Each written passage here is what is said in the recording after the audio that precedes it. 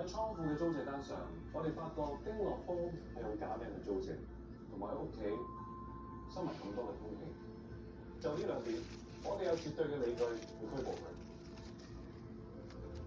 因為佢就係一系列嘅生七宗罪犯案。丁樂峰嘅貨係喺豐口學堂 training 嗰陣解理出嚟嘅。我叫郭同，生七宗罪嘅受害者傅一鳴、劉亞威、陳以達嗰幾單案，我都有份幫手。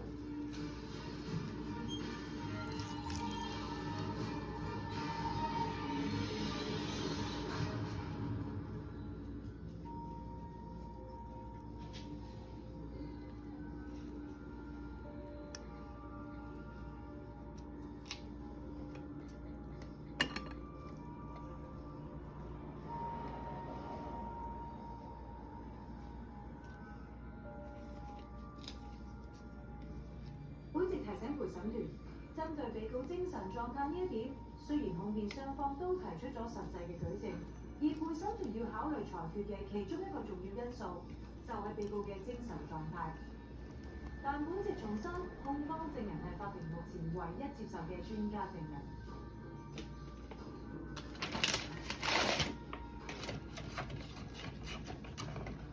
我都話咗㗎啦，喺 court 上邊冇人會相信我哋㗎。你哋睇清楚未啊？